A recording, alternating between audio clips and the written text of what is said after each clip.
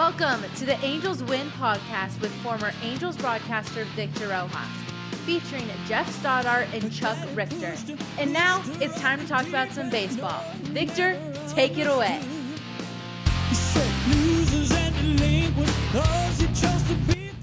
All right, if we're hearing the rockin' tunes of Cry Wolf and their song Angel Fly and the introduction of Mattingly Rojas, you know it's time for the AngelsWin Podcast. This is episode 7. We thank you all for tuning in. My name is Geoff Stoddart. I will be your host today. I'm joined by Chuck Richter. We have given Victor the week off. Victor has been very busy.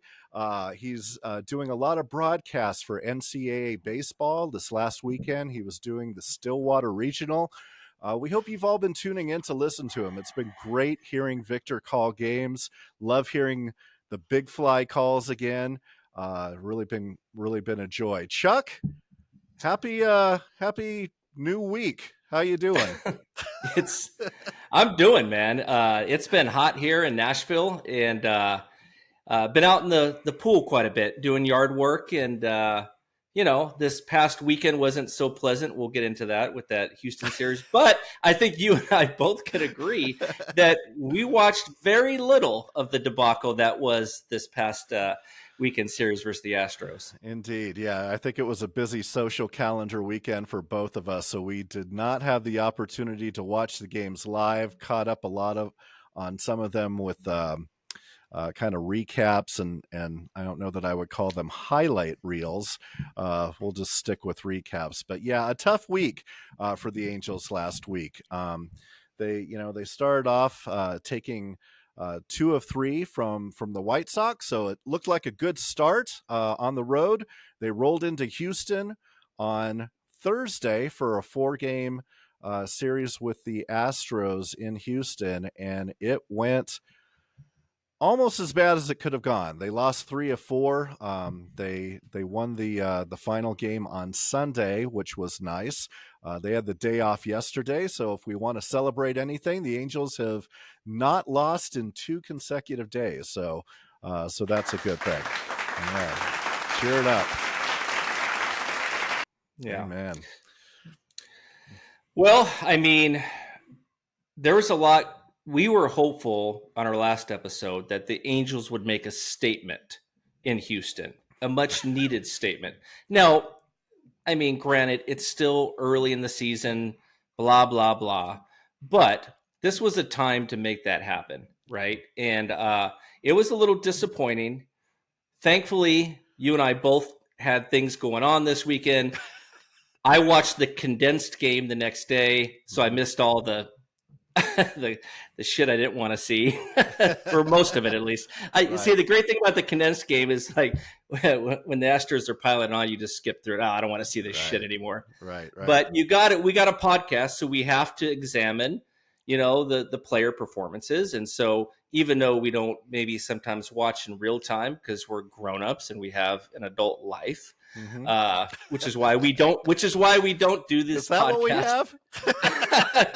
Which is why we don't do a podcast after every damn game every day of the week, right? So, Indeed. But we do research. We do watch the games afterwards if we miss them, and so we are well informed. And there's not a lot of good positivity coming out of that weekend series, but they're back home to face the Cubs, and they got the Mariners this weekend. Yep.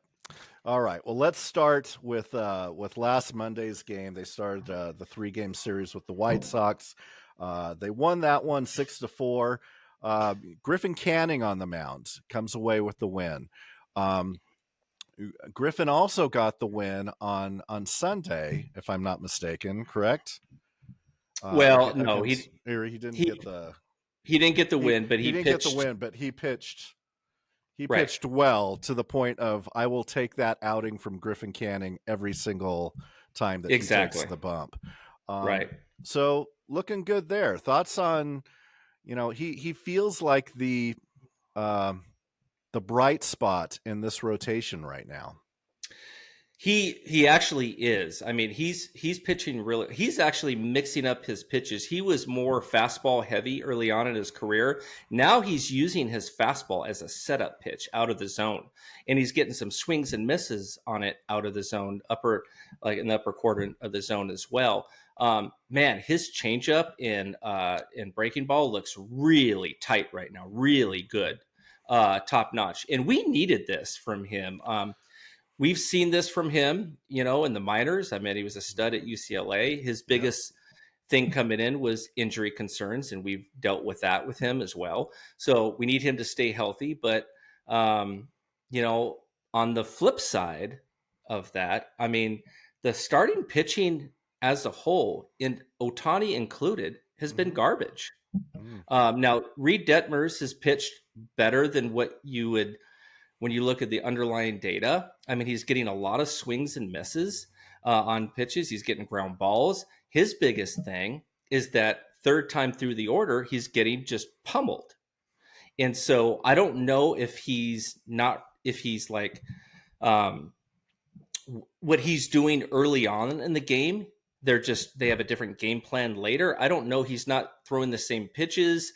His 0-2 game plan is just awful. You've seen that where he's been up 0-2 and just throws it right down the middle. It's like, what are we thinking here, guys? Yeah. And so Ohtani, on the other hand, you go back to late April, that start in late April, he's been not good on the mound outside of a start here like a week and a half ago.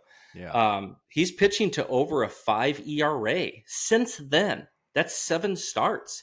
And, I know you're putting a lot on him to be the ace. He is our ace, but, there's, don't say anything bad about Ohtani. You'll get crucified on Twitter. But here's the thing. I mean, he hasn't been pitching like an ace. I mean, So he has been pitching.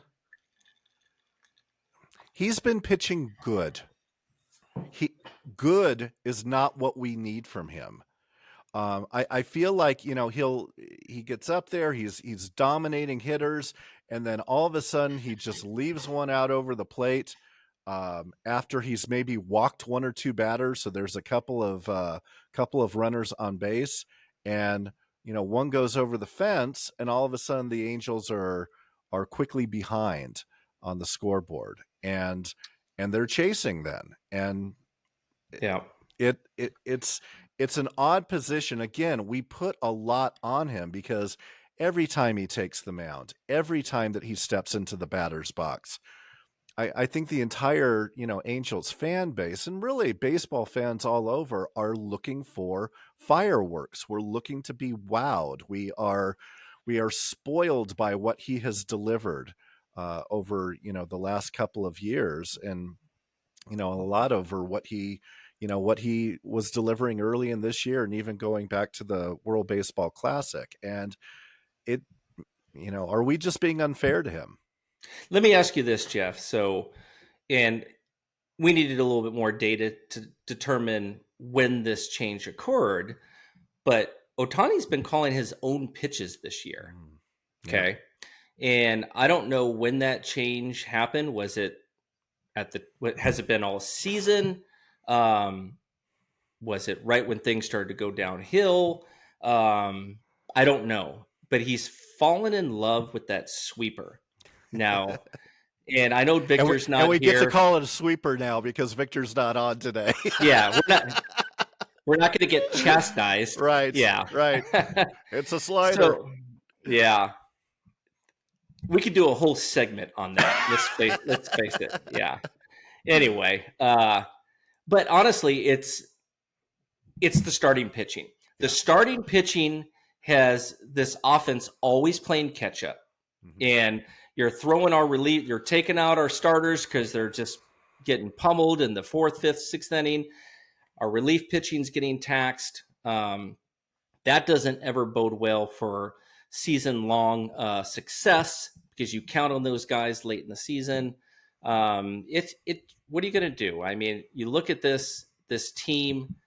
and they're a 500 team. Victor and I, we've all talked about this on this podcast, but we all feel they're better than that. Yeah.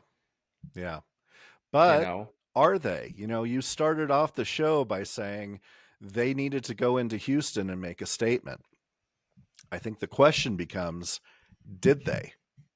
Did they make a statement while they were in Houston that basically said, this is who we are. This is what you should expect from us. We are an average team. We are a 500 ball club. If you're expecting more than that, don't. Or are they underperforming?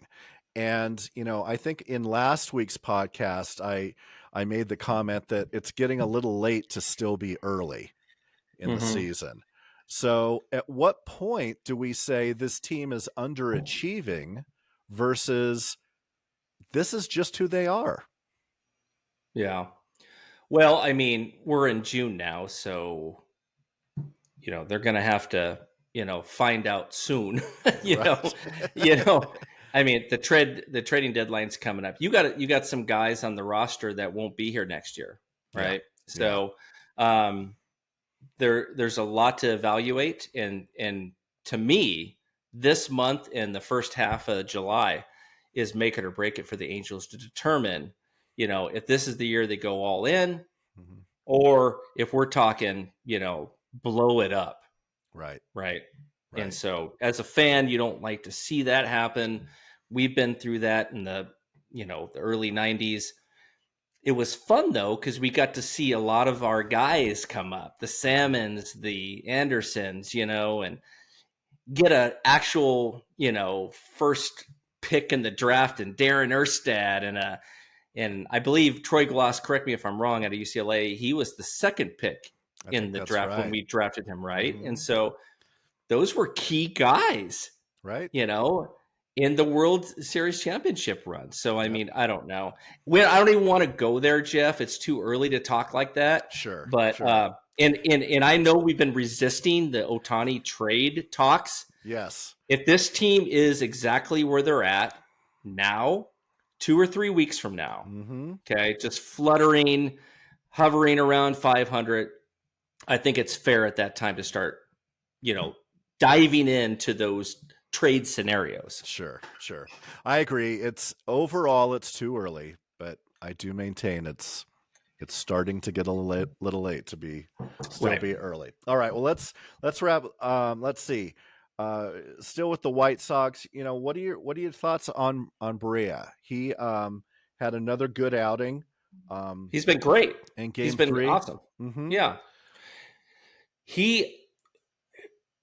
He's always been a guy in the minors who, I mean, has had a great changeup, a good slider. His fastball has been ticked up a little bit, and he comes out there and you see him pitch, and he's got a good idea what he's doing on the mound, and you like to see that. I like it because we've kept him around. There's been chatter about let's just release Berea. He's not, he's nothing but a long man in the bullpen. But he's been really good. And, you look at him and Canning, on the rotation side, then you could shift to the offense, and it's nice to see Taylor Ward, Luis Rengifo, and Brandon Drury actually coming up big offensively. Yeah, indeed. And thank goodness they have been, because, as you had mentioned before, we don't like to speak negatively about Shohei in any way, because you'll get, thrown under the bus quickly on Twitter. Another big star has been struggling a bit as well, especially it feels like, and tell me if I'm wrong, but in key situations, in clutch situations when we need Mike Trout to come up and be, have one of those Michael Nelson Trout moments where he just, comes through and does it. And it hasn't been there. And I think that we've all kind of tiptoed around the fact that, well, this hasn't been great. I don't know. Are we? There's an article on our website right now about that very same thing. And it goes through his numbers and what's been happening this season. The whiff rate's up. The walk rate is down. Him coming through in key situations is down. You hate to see it, and you'll never hear you or I or any of the key guys on Angels Win ever want to say anything derogatory or in a negative light towards Mike Trout. He has been legendary for this franchise. Yep. But we do a podcast. We're an opinion podcast, and we call it like we see it. And he has not come through in a lot of these situations. It's hard for him to lay off that high fastball. Throughout his career, it's been hard for him to catch up to the high fastball. The thing is, though, Geoff, is that these pitchers and these coaching staffs and these scouting departments for other teams, they track all this stuff. And like, you got to throw it here. He has a less success, rate at hitting it when it's up here. Right. And to Mike Trout's point, to Mike Trout's side, he needs to lay off those pitches. It's hard to say. I mean, you can't tell a guy that's in his now 30s, right? Early 30s.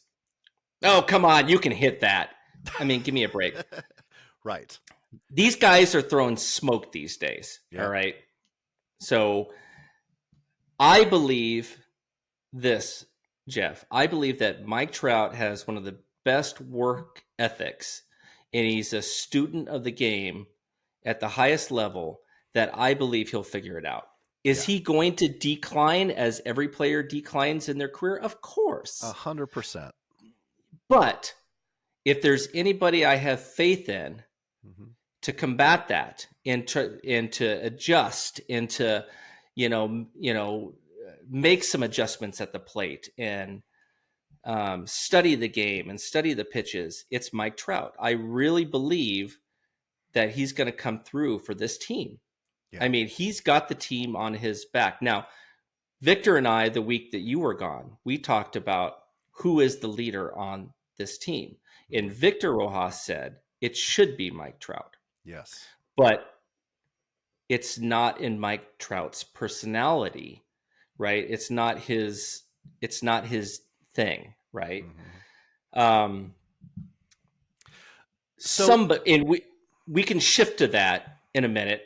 But go ahead. Go ahead and respond. Well, I was just going to say you're right, and Victor was right, and I enjoyed. I think I mentioned I enjoyed listening to the podcast because I have a hard time listening to myself. So listening to that podcast was the first one I had listened to front to back, and you were right, and he was right, and I walked away and said, "Well, that's a missing piece on this team." Right? That we don't have that person that, and, I'll call it a veteran leader, and maybe it doesn't have to be a veteran. Maybe it can be, just somebody in their late 20s. I don't know if we want to throw a veteran title on that, but does the team need to address that as we approach the trade deadline, that we need to have that guy. We need to have that character. We need to have somebody that doesn't have to be, an all-world player on the field. Needs to be good, needs to be solid, but needs to be that dugout and that clubhouse presence that will shake things up and hold guys accountable to lift the team up and get everybody to that point. Right. And Geoff, the rebuttal for some would be, well, that should be the manager's job. But we've heard Phil Nevin say, right, that he talks to people because everybody's different, right? He'll talk to some, he'll get down on some, he'll not talk to some because he knows his players. He knows their personalities, right? But it's also the manager's job to keep also an even keel. No, don't show too much emotion because there's a lot of ebbs and flows in baseball, right? Yeah. So on that note, Geoff, you're right. There needs to be a guy in that dugout, in that clubhouse, before the game, during the game in the dugout, on the field. Just come on, guys, let's fucking go. Right. I mean, and you don't see any of that energy at all. I mean, I watch a game sometimes, Geoff, and I'm left just like feeling sappy and sad and just shriveled up in my recliner thinking these guys are just like putting me to sleep. And they could even be winning and they're putting me to sleep because it's just boring baseball from the Angels. I'm sorry. Sure. No, there's no energy. There's no swagger. I mean, you may get some from our rookie, for crying out loud, Zach Neto. He's a rookie. And none of the veterans are showing any of that. Right. It's a problem. I guess, to the point of the rebuttal of, well, that's the manager's job. Sure, to a certain extent. But if you look across not just baseball, if you look across sports, right? And you look at some of the most successful teams in, pick your sport, the NFL, the NHL, the NBA, the teams that are really good, in addition to having a good coach or a good manager, depending on the sport, they've got that presence. There is a time for someone to call and hold a players only meeting, to get people together and to start holding people accountable. I don't know that the Angels have anybody in that clubhouse that is that person, that has that kind of swagger, that has that kind of command to call a meeting like that people would attend and would lift things up. Again, it should be Mike Trout, but that's just not his personality. So who is it going to be? And I mean, it's a problem. I don't know about Geoff. I miss the days of Tony Phillips and Chili Davis breaking his bat over his leg, and Torrey Hunter even coming a little sooner. I mean, these guys were boisterous. These guys were loud. John Lackey, Jared Weaver. Yeah. You don't see any of that from these guys on this mound. And going back 3 or 4 episodes, I don't know when it was, I hate to see Patrick Sandoval moping and whining on the mound. Now, I like Patrick Sandoval. I think he's great. But if your defense doesn't make a play, I mean, you got to just let it go. I mean, you make bad pitches, and they're not moping around in the outfield or the infield pissed at you. Why are you doing it? Anyway, it rubs me the wrong way. I want to see some fire and passion on the mound, at the plate, in the dugout, and even behind the scenes when we don't even need to know about it. I want to see that. Yeah. All right. Agreed. All right. Well, should we move on to the coming week and what we've got in store for the rest of the week? So it's a 6-game homestand. We start off with 3 against the Cubs, and then a big weekend series against the Mariners, a team that the Angels are kind of going neck and neck, back and forth with, from the standpoint of being in 3rd and 4th place. But we'll start off with the Cubs. They are sub 500. 26-33 right now. They're in 4th place in the NL Central. What are your thoughts on this series? What are your thoughts on the Mariners, and what are your expectations for the week? Well, I mean, you have to at least win 2 of 3, starting like last week against the Chicago White Sox. Against these guys. It'd be nice to get a sweep. You've got the Mariners coming up. The Mariners pitch well. They have a really good pitching staff. Their starting pitching is amazing, unless you face the Texas Rangers, which nobody can solve. But I think that this is the time to make a little push, and these guys need to make a statement. They need to go on a run, really bad. Okay. We can sit here and say they need to win the series 2 of 3. Yeah. They need to make a statement. Now, winning the series would be great. It'd be a nice start. We'll take it. When we do our podcast at the end of the week with Victor on Sunday, we'll probably be gleeful if we win both series. But I want to see some fucking action, man. I want to see some sweeps. I want to see some badass play on the field. And I'm just tired of I don't know, man. It's driving me nuts. This team has so much potential in my mind that I think they could be so better than they are. And it's frustrating. Right. You got two of the best players in baseball, right? And you look at the lineup up and down, they're not bad. Urshela is hitting over 300, right? Mm-hmm. Drury's hitting third because he's actually doing well. Taylor Ward is back, okay? Hunter Renfroe, for whatever fucking reason, can only hit a home run or even get on base when there's nobody on base to drive in. That drives me nuts. Mm-hmm. Luis Rengifo's hitting. Zach Neto's in a little bit of a slump. I know he'll come around, but he's providing great defense. Tyler Anderson, he needs to come back to a little bit to where he was with the Dodgers last season, because otherwise we're fucked.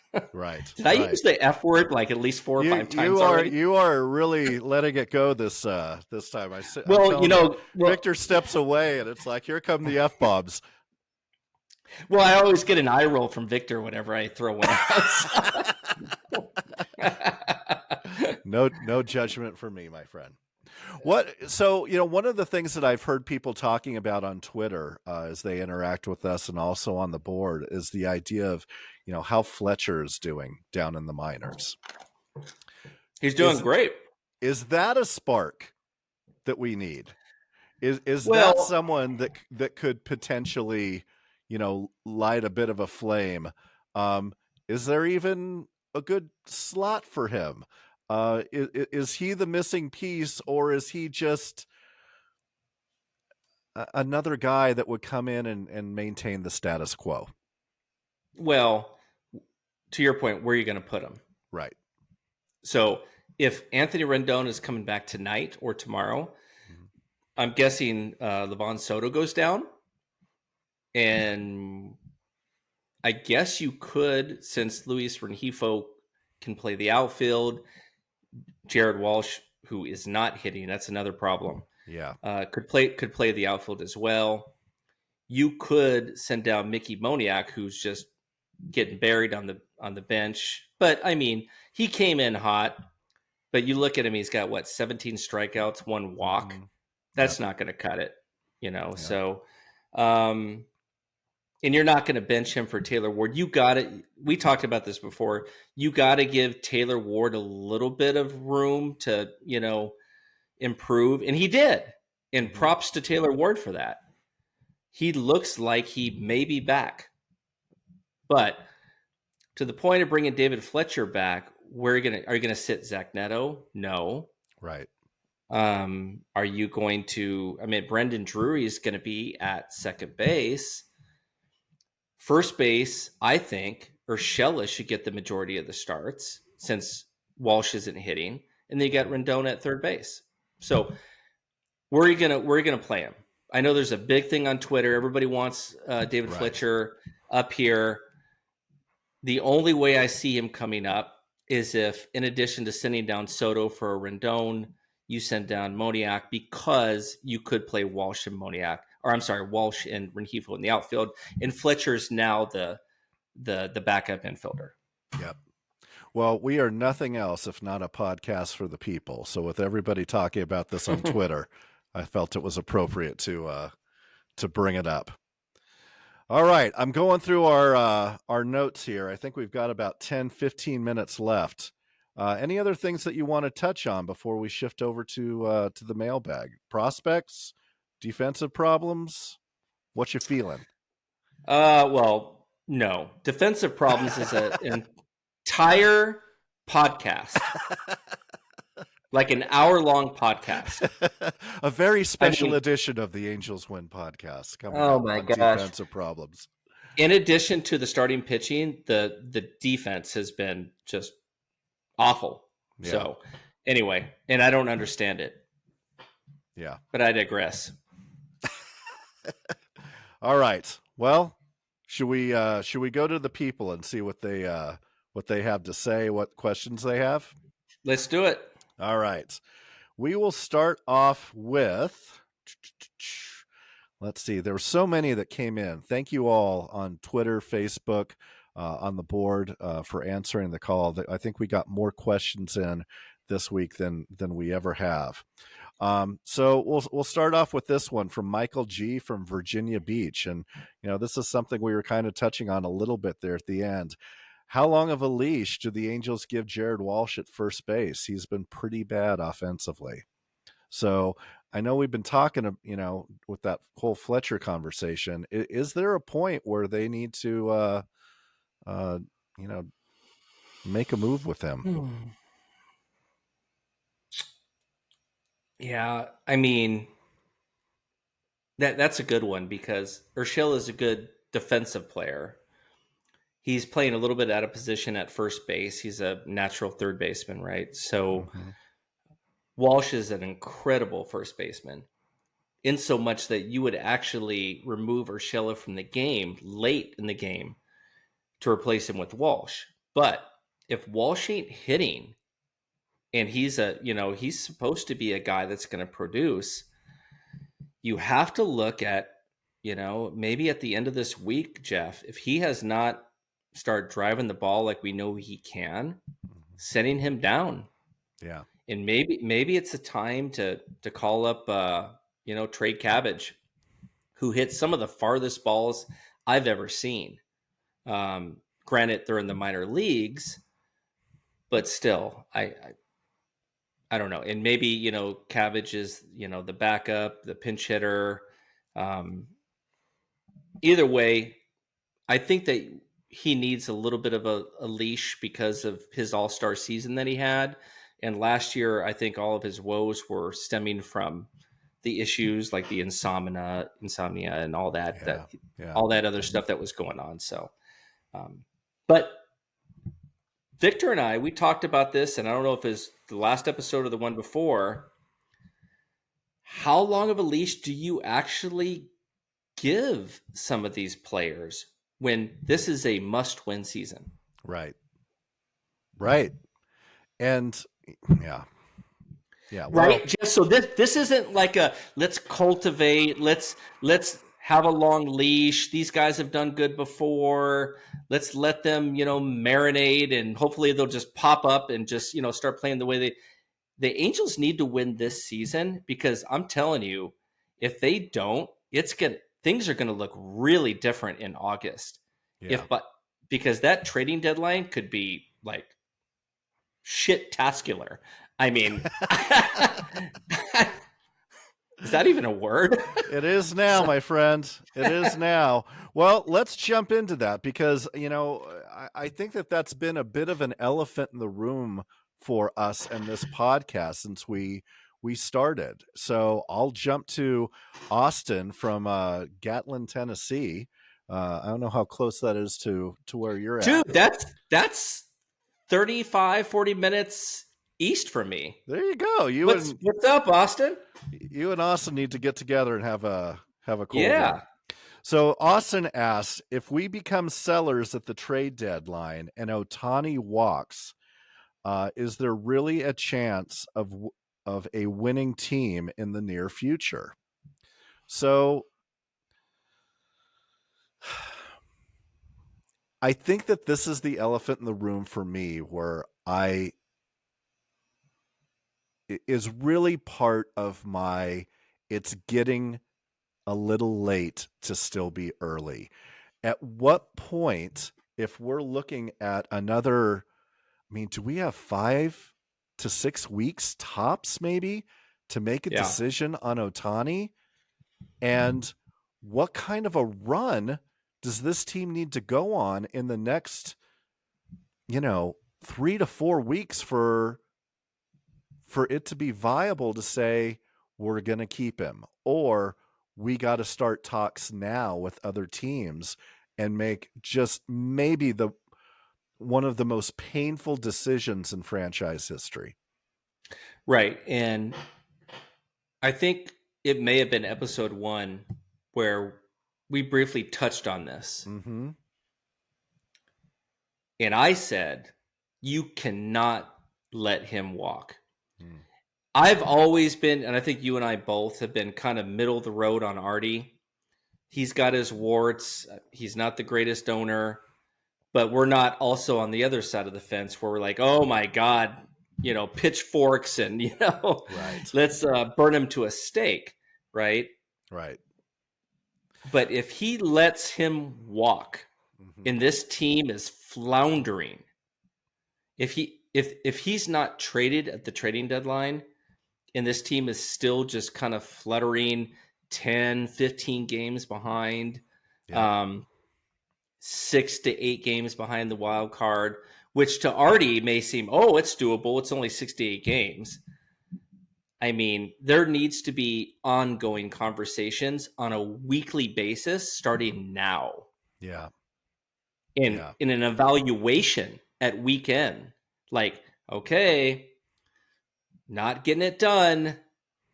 Shohei Ohtani is he's a big time player that's going to give you a lot of return, because teams that are, vying for a playoff spot and to go far in the playoffs and win a world championship, they're going to just they're just going to give you all their best prospects, even in a year where you're only going to get him for a couple months. Right. Right. Now, it's not going to be the return as if we traded him last year, right? It's not going to be that same type of return, but it's still going to be a good return for the Angels and a great investment going forward. And Ohtani still probably won't sign an extension with that team that he's traded to, and he's still a free agent. We still have a chance to get him back. So, sure.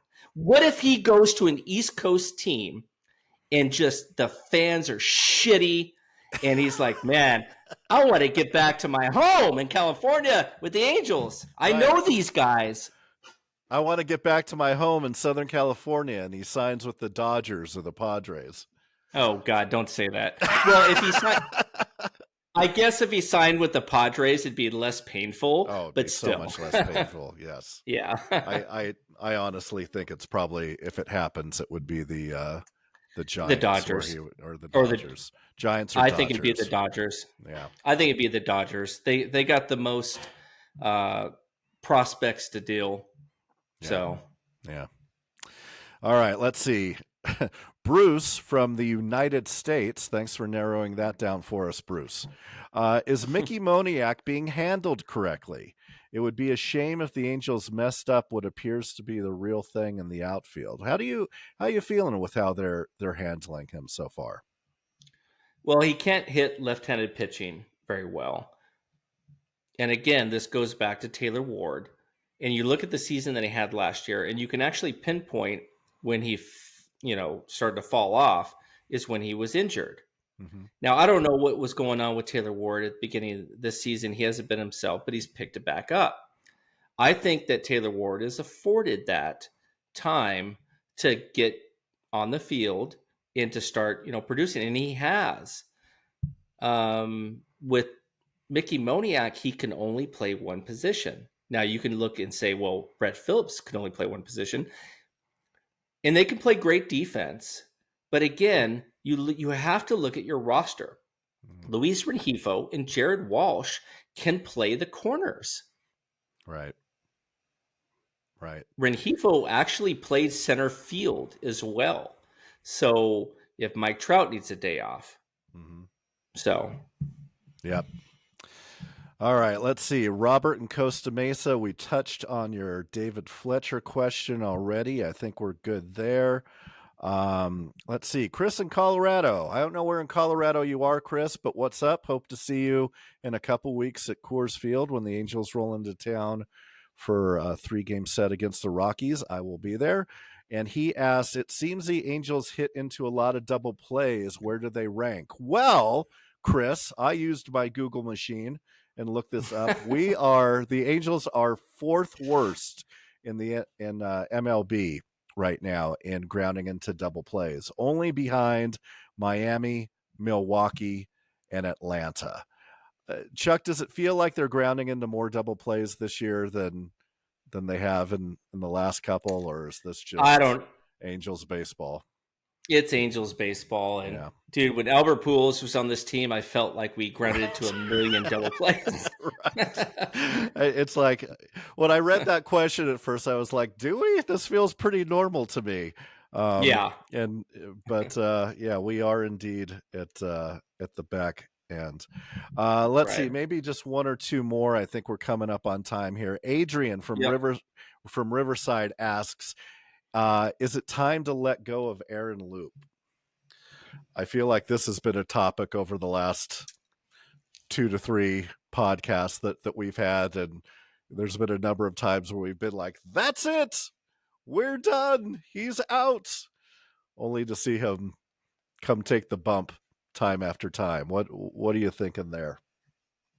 Well, according to my AngelsWin specialist behind the scenes, the your birdies, they tell me that his predictive data is coming up, and he's actually looking better despite his last few outings. So I think because he's on contract, Geoff, and they've already released Ryan Tepera, right? Mm-hmm. I think they're going to give him a little bit of a longer leash. But dude, if he comes in on a game that's close and just blows it up, who knows? I mean, you just don't know. I think you and I both are frustrated with him. I don't know about you, but the thing that bothers me the most about him is he could give up 10 fucking runs and he walks off the mound like he just drank 10 beers and doesn't give a shit. Yeah. So, I don't know. All right. One more. Let's see. Is it Mika or Micah? Sorry if I'm pronouncing that wrong. From Santa Clarita asks, what do you think of the idea of trading Shane Bieber, and what sort of package would we get in the trade? Shane Bieber is not going to put this team over the hump. He's going to pitch with Ohtani in this rotation. He's going to pitch every 6 days. And I'm sorry, that's not going to help one bit. I think the guys that we have can be better. You know, you look at Patrick Sandoval, he's good, he's bad, he's good, he's bad. He can be better. He was good last year. Detmers, I mean, his FIP is under 350, so he's actually not performing as well as he should be. Canning, Barria is pitching well. Ohtani has to pitch better, period, and we know he can. Maybe the catchers need to start calling his game. Let's go old school when he was just lights out, right?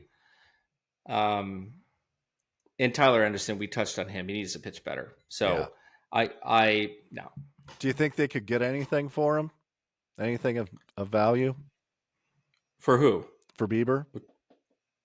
For Bieber? we would have to literally unload our farm system. I wouldn't do it. I wouldn't do it. No. Sorry. No. I know he's a local guy. I know he's a great pitcher. But again, if you're gonna no. All right, there you go, Micah. The Richter scale has answered your question. All right, well, there we go. Episode 7 of the AngelsWin Podcast. Less Victor, more F-bombs. We thank you all for sticking around. We hope you enjoyed it. Chuck, any final thoughts or words? No. This team needs to play better. They have the players to play better. We just need to see it on a daily basis. We need to see more fire, more passion, more success. Looking at all the data that I've been crunching all week, they should be better. They're just not. And it's really unfortunate. You got the errors we talked about. It's all over the place, dude. This team is very confused. I mean, I look at everything and it's really hard to wrap my mind around what needs to change. They just need to play better. Yeah. So, yeah. Well, we've got 3 against the Cubs, 3 against the Mariners. Here's hoping for at least 5 wins, 4 minimum out of that. I think that will help in our push. But as we talked about, this team needs to start making a move quickly. All right. Yeah. Thank you all for listening. This has been the Angels Win Podcast. I am Geoff Stoddart, along with Chuck Richter. Victor Rojas will be back next week to lead the broadcast. And until then, we thank you for listening and wish you a good day.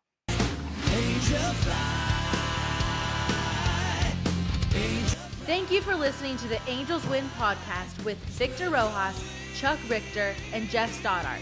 Go Halos and drive home safely. Say goodbye.